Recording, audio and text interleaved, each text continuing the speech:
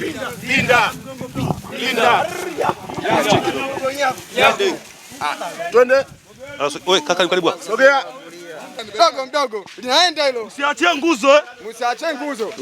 Mheshimiwa mbunge, ninakuomba usije ukarubuniwa na watu au na mtu. Tunakuomba hilo. Haya unayafanya, endelea kuyafanya. Kutuhurumia sisi watu wa Kigamboni. Kwenye kazi hakuna siasa. Kata yetu ana kaya ya siasa nyingi, kazi hakuna. Siasa imepita mwaka 2020-2025, itakwenda 2029 na 30. Saa hizi ni muda wa kazi. Ukisha kuwa mbunge au mwenyekiti pale, sio mwanasiasa tena. Kwa kipindi kile pale waliokuchagua si ajabu wa ACT, wa TLP, wa UDP, wa nani, wote wamekuchagua. Utakapombagua mtu, basi sema kwamba hivi mimi sio nabagua chama, sema nambagua mtu, kwa sababu chama ina ofisi yake na mbunge ana ofisi yake. Saa hizi ni wakati wa utekelezaji na sio wakati wa vyama. Lengo letu ni kufikisha sehemu inayohitajika, mazingira yawe safi, kuboreshwe. Yani kila mmoja akipita ajue kwamba mazingira yako vizuri.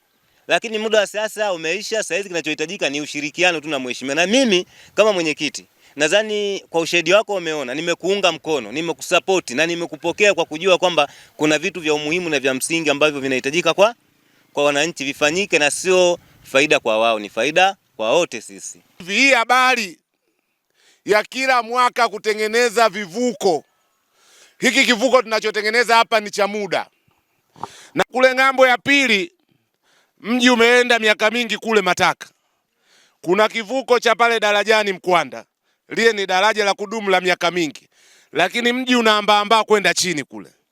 Kila mwaka wabunge tukija ni kazi ya kujenga vivuko, kubandua vivuko, kujenga vivuko vimeharibika, tujenge tena.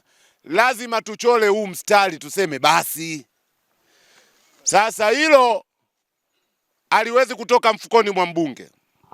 Hilo hatuwezi kuibana halmashauri peke yake.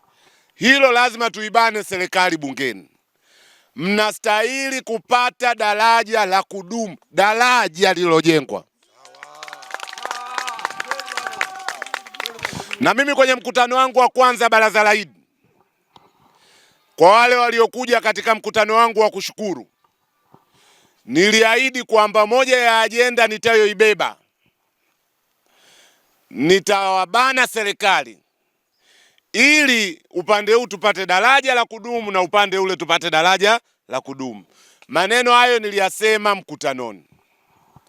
Na nilipofanya kikao cha kwanza na wenzetu wa TARURA, nikawaomba sana katika bajeti ya mwaka huu wa fedha 2026-2027 waingize daraja la kudumu upande huu wa Kigamboni na daraja la kudumu upande ule wa Mataka. Haya yakijengwa, hii habari ya kuchangishana kila mwaka itafanya nini? Itaondoka. Na bahati mzuri katika mpango wa TARURA wameingiza bajeti ya milioni 140 kwa upande huu wa Kigamboni na milioni 240 kwa upande wa kule Mataka.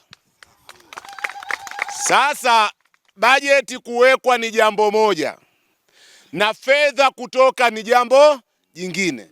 Kazi ya mbunge asiridhike tu bajeti imewekwa. Kazi ya mbunge ahamishie mapambano bungeni kudai hizo fedha zitoke ili tupate suluhisho la kudumu kwa ajili ya mambo haya ya vivuko. Na mimi nawaahidi, mimi kijana wenu, nikishasema hivi, nyinyi fungulieni redio, fungulieni TV, mziki utahamia bungeni mpaka hapa tujengewe, ili habari ya vivuko vya muda iishe. Na waziri wa TAMISEMI, ndugu yangu Profesa Shemdoe, ambaye atakuwa ananisikiliza hapa, aelewe tunavyoomba hizi fedha ambazo zimeingizwa TARURA maana yake ni nini. Maana yake ni kwamba huku kuna mji mkubwa sana unaitwa Kigamboni, huku ndio mji mkuu wenyewe hupo huku. Watu wa Kigamboni hawana shule, watoto wanasoma wanavuka hapa kufuata shule juu, au sio jamani? Watu wa Kigamboni wanaishi huku, hawana zahanati wala kituo cha afya.